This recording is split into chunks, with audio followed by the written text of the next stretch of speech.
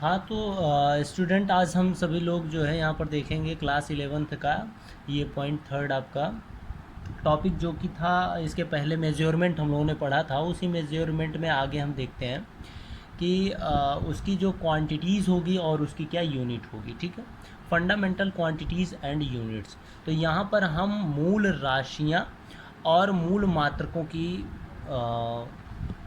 किस तरीके से उन पर हम सवाल को या उनको व्यक्त करने का तरीका यूज करते हैं उसका अध्ययन करेंगे। ठीक है, क्योंकि जब भी हमारे पास न्यूमेरिकल्स आते हैं तो न्यूमेरिकल्स में हम लोगों को ये देखना होता है कि हमारे जितने भी वैल्यूज़ दी गई होती हैं वे सभी किसी एक ही जो है सिस्टम में है कि डिफरेंट सिस्टम में है। ठीक है, तो अगर वो डिफरेंट सिस्टम में होती हैं तो हमें उनको सिंगल सिस्टम अर्थात एक ही सिस्टम में करना पड़ता है, तभी हम न्यूमेरिकल को सॉल्व कर सकते हैं। तो इसके लिए इसका बेसिक नॉलेज जो भी है फंडामेंटल क्वांटिटीज़ है ही, यूनिट है ही, इसका अगर हम अच्छे से अध्ययन कर लेते हैं तो एक बार लाइफ में करने के बाद मोर टाइम उसका हम यूज कर सकते हैं। ठीक है, तो इसको आप नोट्स भी बना लीजिएगा और मैं जो वीडियो अपलोड करता हूँ उसमें कुछ ना कुछ जो है हम क्वेश्चन ज़रूर पूछते हैं, तो उस क्वेश्चंस का आप कमेंट में या व्हाट्सएप पे जवाब ज़रूर दें, जिससे ये पता लगे कि हाँ आप भी पढ़ाई कर रहे हो। नहीं तो आप लोग तो बस डीपी लगाओ या क्या है कि किसी तरीके से घर वालों को भी गुमराह एक तरीके से कर रहे हो। ठीक है, और एक चीज़ और है कि विद्यालय से कांटेक्ट करके हम आप सभी के पास जो लोग कमेंट नहीं कर रहे हैं और जो लोग कर रहे हैं उसका वहाँ से नंबर होगा और हम उनके पास रिप्लाई भेज देंगे। गार्जियन से हम बात करेंगे और उसके थ्रू हम उनको बता देंगे कि आपके बच्चे जो है बस कहते तो हैं कि वीडियो अपलोड किया जाए, यहाँ तक होता है, ऐड किया जाए तक अब बातें होती हैं, लेकिन उसके बाद जो क्वेश्चंस पूछे जाते हैं उसका आंसर नहीं मिलता है। ठीक है,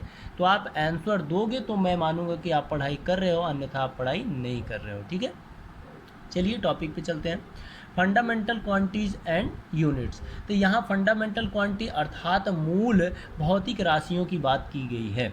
तो मूल भौतिक राशियों की अगर हम यहाँ पर देखेंगे तो फंडामेंटल क्वांटिटीज जो है परस्पर जो स्वतंत्र राशियां होती हैं, परस्पर स्वतंत्र राशियां अर्थात परस्पर स्वतंत्र राशियां किसे कहेंगे, अर्थात जो किसी पर निर्भर ना हो, खुद में स्वतंत्र हो, उन्हें हम कहेंगे क्या, फंडामेंटल क्वांटिटीज कहेंगे। ठीक है, उन्हें हम फंडामेंटल क्वांटिटीज कहेंगे अर्थात मूल राशियां कहेंगे। मूल राशियां, मूल जो चीज़ें होती हैं वो किसी पर निर्भर नहीं होती हैं। ठीक है, इन्हें प्रदर्शित करने वाले जो मात्रक होते हैं उन्हें हम मूल मात्रक कहते हैं। इन्हें प्रदर्शित करने वाले जो मात्रक होते हैं उन्हें हम मूल मात्रक कहते हैं। ठीक है, अब यहाँ पर अगर हम बात करें तो देखेंगे कि ये मूल राशियाँ कितनी होती हैं।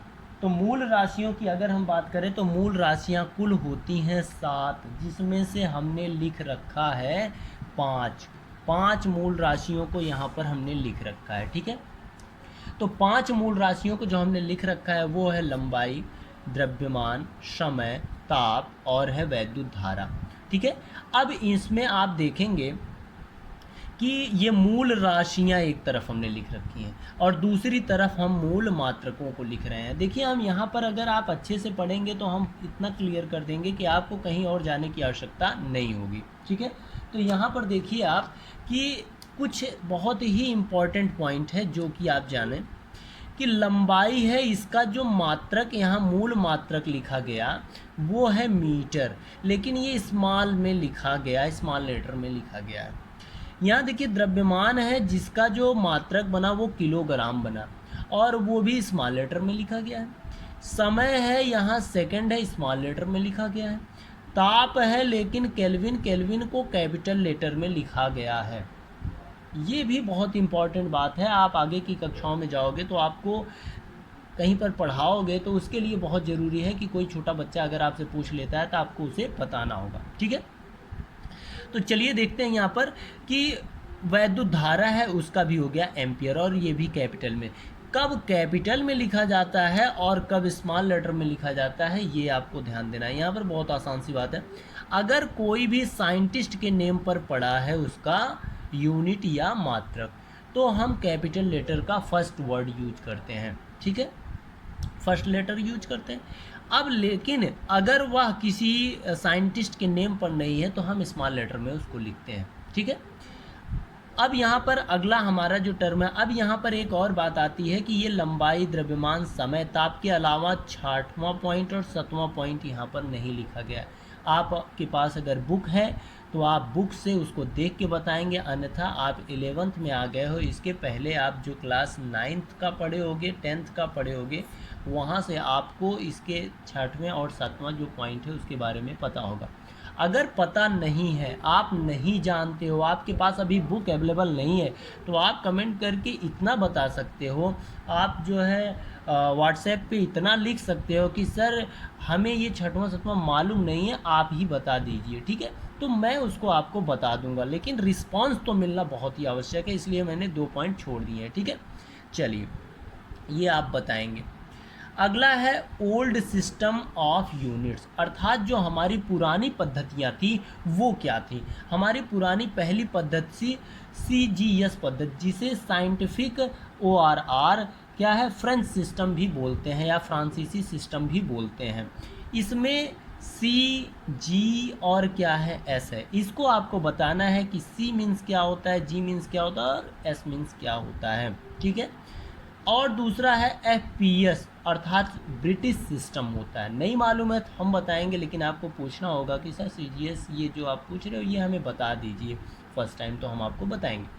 FPS है जिसे हम ब्रिटिश सिस्टम भी बोलते हैं। ये FPS का जो मतलब है उसको आपको बताना है, ठीक है। MKS पद्धति या मैट्रिक सिस्टम है जिसमें हम बेसिकली सभी न्यूमेरिकल्स को सॉल्व करते हैं। बिकॉज जो MKS पद्धति है ये ओल्ड सिस्टम से थी, लेकिन इसमें कुछ क्या है चेंजिंग कर दी गई और इसको मॉडर्न सिस्टम भी कहा दिया गया। और मॉडर्न सिस्टम को हमने SI यूनिट कहा, SI यूनिट कहा, ना कि SI सिस्टम कहा। यहाँ पर भी ध्यान देंगे कि SI यूनिट हम कहते हैं, यूनिट्स है, ना कि SI सिस्टम है, ठीक है। क्यों सिस्टम पद्धति नहीं कहेंगे, बल्कि हम इसे जो है इंटरनेशनल सिस्टम यूनिट कहेंगे, अर्थात मात्रक कहेंगे, ठीक है। मॉडर्न सिस्टम के अंतर्गत है। इसमें 7 मूल मात्रक हैं और इसमें 2 पूरक मात्रक हैं। 7 जो मूल मात्रक हैं वो कौन कौन से हैं, वे 7 मूल मात्रक यहाँ पे 5 लिखे गए हैं, 2 आपके छोड़ दिए गए हैं, ठीक है। अब यहाँ 2 पूरक मात्रक हैं। 2 पूरक मात्रक हमें आपको बताना होगा, जिसे हम पूरक मात्रक या सप्लीमेंट्री यूनिट्स बोलते हैं। सप्लीमेंट्री यूनिट में कोण है और रेडियन है। कोण का जो मात्रक होता है वो रेडियन होता है और घन कोण का मात्रक स्टेरेडियन। इसे SR से प्रदर्शित करते हैं, इसे RD से लिखते हैं।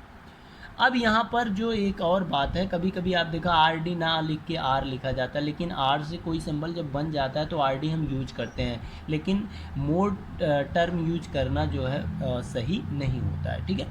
अब यहाँ कोण की डिफिनीसन क्या होती है, कोण की डिफिनीसन आपको बतानी है। कोण की डिफिनीसन क्या होती है, अगर कोई हम क्या करें, कोई ये सर्किल होगा, वृत्त होगा, ठीक है, उस वृत्त की जो त्रिज्या होगी उसी त्रिज्या के बराबर का चाप अगर हम इस वृत्त के केंद्र पर आंतरित करते हैं तो उसे हम 1 रेडियन कहते हैं। क्या कहते हैं, 1 रेडियन कहते हैं। कोण बराबर क्या होता है ये आपको बताना है, ठीक, आप इसके पहले पढ़ चुके हो। आगे बढ़ते हैं, घन कोण की बात करते हैं। घन कोण का मात्रक क्या होता है, स्टेरेडियन होता है। अब 1 स्टेरेडियन कितने के बराबर होता है वो देख लेते हैं। अगर यहाँ पर मैंने सर्किल कहा, अगर उसी जगह पर मैं स्फेरिकल ले लेता हूँ, स्फेयर ले लेता हूँ, गोला ले लेता हूँ, गोले को हम यहाँ पर दर्शा नहीं सकते हैं और सर्किल को दर्शा सकते हैं। ये गोला और सर्किल में डिफरेंट होता है। अब यहाँ पर जो घन कोण है, घन कोण क्या होता है, अब ये जान लो, अगर ये स्फेयर है अर्थात गोले के आकार, बॉल के तरीके से है, तो इसमें यहाँ पर इस तरीके से पृष्ठ होगा। अर्थात यहाँ पर अगर रेडियस हमें लेनी है तो पृष्ठ बन जाएगा, अर्थात क्षेत्र बनेगा, क्षेत्रफल की बात आएगी। अर्थात यहाँ पर गोले के पृष्ठ, गोले की जो त्रिज्या है उसके वर्ग के बराबर गोले के पृष्ठ का जो क्षेत्रफल है उसके बराबर अगर यहाँ कोण आंतरित होता है तो उसे हम क्या कहेंगे, उसे हम कहेंगे घन कोण या स्टेरेडियन, 1 स्टेरेडियन बोलेंगे। अब यहाँ पर हो गया, इसका मतलब क्या हो गया, जो इसका गोले का क्षेत्रफल होगा 4 पाई आर स्क्वायर होता है। तो 4 पाई आर स्क्वायर अर्थात आर स्क्वायर से कैंसिल हो जाएगा। स्टेरेडियन जो ये है इसको हम ओमेगा से डिनोट करते हैं, तो ओमेगा इज इक्वल टू हो जाएगा 4 पाई और क्या हो जाएगा एस आर स्टेरेडियन, ये 4 पाई के बराबर होता है। ये आप जान लीजिए, निकाल के भी हमने बता दिया, बहुत इजी तरीके से निकाल के बता रहे हैं, इसे और क्लियरली बताया जाएगा। लेकिन जो आपसे पूछा जा रहा है कि कोण का जो फार्मूला होता है वो आप बताइए। ये घन कोण जो आपको मैंने इसकी डिफिनीशन बताई कि त्रिज्या के वर्ग के बराबर पृष्ठ के क्षेत्रफल द्वारा अगर कोण आंतरित होता है तो उसे हम क्या कहते हैं, स्टेरेडियन कहते हैं या एक घन कोण कहते हैं। इसको आप लिख के व्हाट्सएप पे जिस तरीके से मैंने लिखा है ऐसे लिख के उसकी एक फ़ोटो खींच के और उसको व्हाट्सएप पे मैसेज करो, तो हम जानेंगे कि आप पढ़ाई कर रहे हो। और जो नोट्स है डेली नोट्स को भी व्हाट्सएप पे आप अपलोड करने की कोशिश करो, ठीक है। आगे बढ़ते हैं, और सभी का नेट चलता है उस पर, लेकिन व्हाट्सएप पे भी चलता है, लेकिन वहाँ पे पढ़ाई का कोई भी कमेंट मिलता नहीं, ठीक है। आगे बढ़ते हैं, व्युत्पन्न राशियाँ तथा व्युत्पन्न मात्रक, ठीक है।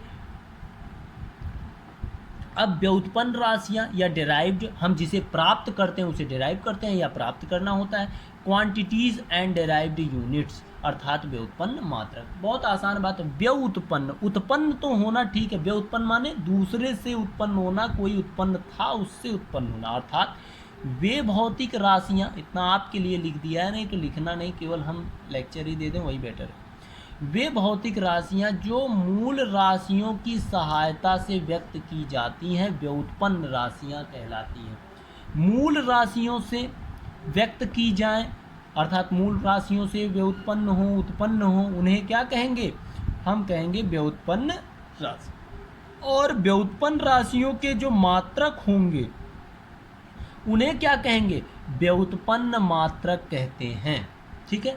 तो यहाँ पर जैसे अब बात नहीं समझ में आई तो हम हमेशा एग्जाम्पल ले लेते हैं और एग्जाम्पल से आसानी से समझ सकते हैं। एग्जाम्पल है जिसमें है क्षेत्रफल। क्षेत्रफल है तो क्षेत्रफल जैसे यहाँ पर आप देखोगे तो कहीं पे आपको क्षेत्रफल मिलेगा, नहीं मिलेगा। तो ये जो क्षेत्रफल है ये क्या है, व्युत्पन्न राशि है। अब ये क्षेत्रफल व्युत्पन्न राशि है तो ये बनी कैसे है, हमने कहा कि भौतिक राशियाँ मूल राशियों की सहायता से जो व्यक्त की जाए, अर्थात क्षेत्रफल है तो क्षेत्रफल को क्या लिखते हैं, लंबाई लिखते हैं, और गुणे क्या लिखते हैं, चौड़ाई लिखते हैं। तो लंबाई गुणे चौड़ाई, लंबाई को किस में मापोगे आप, मीटर में। लंबाई को किस में मापोगे, मीटर में। चौड़ाई को किस में मापोगे, मीटर में। अगर दोनों को मीटर में तो यहाँ भी मीटर यहाँ भी मीटर, तो क्या आ गया, मीटर स्क्वायर। अर्थात ये मीटर स्क्वायर क्या है, कैसा है, व्युत्पन्न मात्रक है। और ये लंबाई चौड़ाई ये सब क्या है, ये सब लंबाई, देखो लंबाई चौड़ाई सभी मूल राशियाँ। तो इनसे उत्पन्न होकर ही तो आया मीटर स्क्वायर, अर्थात क्षेत्रफल क्या है, व्युत्पन्न राशि है। और मीटर स्क्वायर क्या है, व्युत्पन्न मात्रक है। बात क्लियर हुई। आगे बढ़ते हैं। आयतन, एक और एग्जाम्पल ले लेते हैं। आयतन, आयतन में क्या लंबाई होती है, चौड़ाई होती है और ऊंचाई होती है। इसका क्या बन जाएगा, मीटर क्यूब बन जाएगा। अब ये आयतन क्या है, व्युत्पन्न राशि है। ये मीटर क्यूब क्या है, व्युत्पन्न मात्रक है। बात क्लियर हुई। घनत्व की बात कर, मान लो ये तो आपको लगेगा कि इतने पैटर्न पे तो दोनों हो गया। आगे बढ़ते हैं, ये थोड़ा सा अलग पैटर्न यूज कर लेते हैं, घनत्व की बात करते हैं। अब ये जो घनत्व है, घनत्व की परिभाषा आप लोग बताएंगे, जितने भी लोग इस वीडियो को देखेंगे वो घनत्व की डिफिनीशन जरूर बताएंगे, ठीक है, और अपने नोट्स में भी लिखेंगे। घनत्व का जो फार्मूला होता है वो द्रव्यमान बटे आयतन होता है। घनत्व को डी से डिनोट करते हैं, डेंसिटी, और इज इक्वल टू जो होता है ये मास अपान क्या होता है, वॉल्यूम होता है या आयतन होता है। D is equal to m upon v होता है, ठीक है, d is equal to m upon v होता है। तो यहाँ पर क्या हो गया, द्रव्यमान बटे आयतन। तो द्रव्यमान को किससे डिनोट किया जाता है, यहाँ से देख लो, किलोग्राम से डिनोट किया जाता है। आयतन को अभी आपने निकाल लिया किससे, मीटर क्यूब से, तो क्या आ गया, किलोग्राम पर मीटर क्यूब आ गया। तो ये घनत्व क्या है, घनत्व आपका है व्युत्पन्न राशि, और ये किलोग्राम पर मीटर क्यूब क्या है, ये है व्युत्पन्न मात्रक। बात क्लियर हुई। ऐसे आप दाब का हमको निकाल के बताइएगा, दाब का क्या होता है मात्रक, ठीक है, दाब का निकाल के बताइएगा, और भी जो आपके समझ में आ जाए उसको निकाल के बताइएगा, ठीक है। तो ये था आज का आपका टॉपिक, और ये इस तरीके से ये लेसन आपका धीरे से समाप्त भी हो जाएगा। इसमें कुछ और आते हैं, जैसे स्टैंडर्ड बेस आता है। स्टैंडर्ड का मतलब है 1 मीटर, 1 मीटर की परिभाषा बताइए। आता है 1 एम्पियर क्या है, 1 एम्पियर क्या है, इसकी डिफिनीसन, स्टैंडर्ड डिफिनीसन बताइए। कैंडिला क्या है, सेकंड क्या है, किलोग्राम। अगर आप जानते हो तो उसको लिख के व्हाट्सएप पे भेजो, अगर नहीं जानते हो तो अगले वीडियो में आपको बताया जाएगा, लेकिन उसके लिए आपको कमेंट करना आवश्यक है, ठीक है। अब यहाँ पर हम चलते हैं। आपको अगर कोई भी समस्या है तो आप झाम बाबा IIT चैनल जान रहे हो, उसको सब्सक्राइब भी कर चुके हो, लाइक भी आप करते हो। जितने लोग देखा करो, वो अगर आपको समझ में आता है तो लाइक कर दिया करो, नहीं समझ में आता है तो देख के छोड़ दिया करो, ठीक है। चलिए, अगला वीडियो आपका कल या एक दिन बाद, एक दिन बाद मैं इसलिए अपलोड करता हूँ, समय नहीं मिल पाता है, ठीक है। तो आप ज़्यादा से ज़्यादा लोग अगर इस पे जो भी बातें बताई गई हैं उस पर ध्यान देंगे तो बहुत अच्छा हमारे लिए भी होगा, आपके लिए भी होगा, और इंटरेस्टिंग भी होगा, पढ़ाने में अच्छा भी लगेगा। Thank you very much.